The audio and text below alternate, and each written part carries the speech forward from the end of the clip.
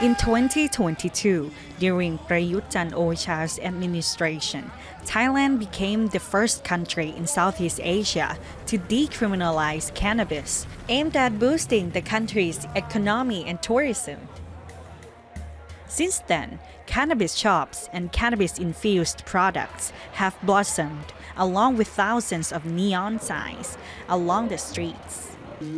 3 years later, pro-cannabis groups and networks are rallying in front of the Ministry of Public Health after the Pheu Thai government announced that cannabis can no longer be used for recreational purposes, but only for medical reasons. This is not the first time for the pro-cannabis demonstrations near the Public Health Ministry.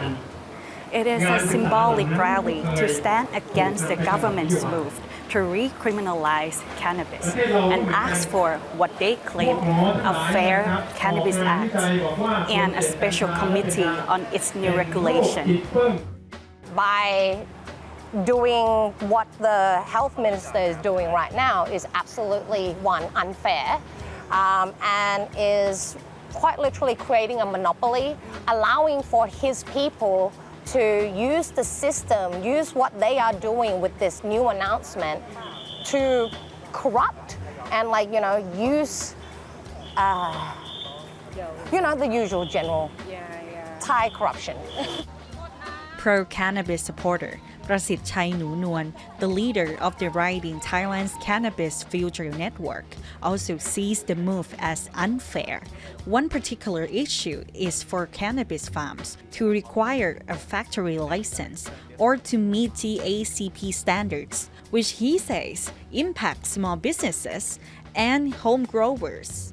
พอออกประกาศกระทรวงฉบับใหม่มาสิ่งที่เปลี่ยนแปลงก็คือเกิดการควบคุมผูกขาดการปลูกครับซึ่งเดิมเนี่ยกระบวนการผูกขาดการปลูกมันไม่มีเพราะเป็นเสรีภาพที่เราจะดีไซน์การปลูกตามภูมิศาสตร์ยังไงก็ได้แต่ละภาคไม่เหมือนกันแต่พอเป็นอย่างนี้ปั๊บเนี่ยทำให้เกิดการผูกขาดเพราะอะไรครับเพราะเวลาเรากำหนดมาตรฐานเนี่ยมันมีค่าใช้จ่ายมันมีขั้นตอนและค่าใช้จ่ายคือกลไกกีดกันชนิดหนึ่งเพราะว่าเวลากติกามันบังคับเยอะเนี่ยคนเล็กคนน้อยเนี่ยไม่มีปัญญาเลยครับ Prasit Chai and Chokwan Kitty Chopaka, who have spent the past 8 years advocating for cannabis, insist that they are not asking for free cannabis, only a special committee and a Cannabis Act to be passed by Parliament.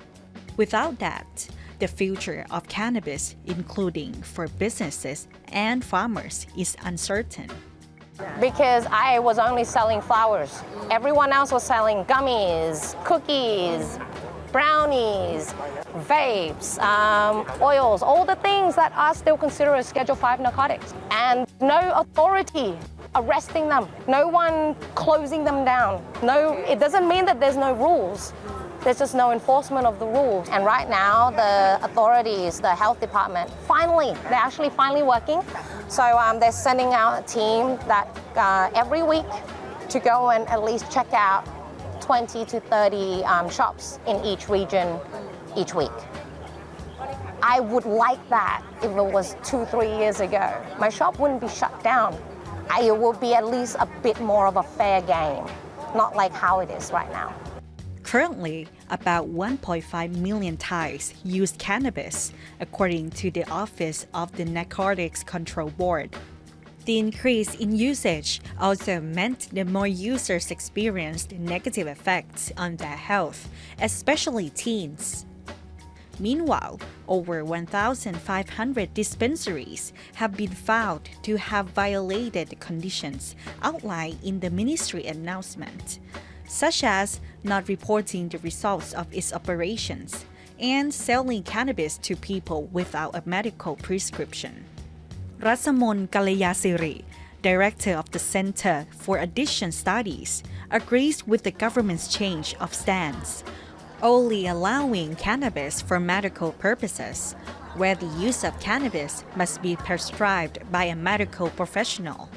Some, however, question the line between medical and recreational use. In some cases, it is consumed using the same methods, such as smoking. So that's why they need to have something to draw the line. And for the drawing the line, maybe have the medical prescription, maybe one of the way to do that. Because if we do not do that, maybe people who use recreational, everyone will say they use for their own physical disease or medical disease. For example, if someone have psychotic disorder, or not disorder but just episode of psychotic, that is very serious. So I think if some medication for if they have some side effect that is very serious like this, maybe getting the opinion from the professional might be a good way for take care of our health. Although there are still controversies, pro-cannabis groups insist that the ministerial announcement must be reconsidered and amended by this August at the latest. One of them being the revocation of GACP standards and allowing the general public to access cannabis without medical certificates. Warisala Sehan reporting for Thai PBS World.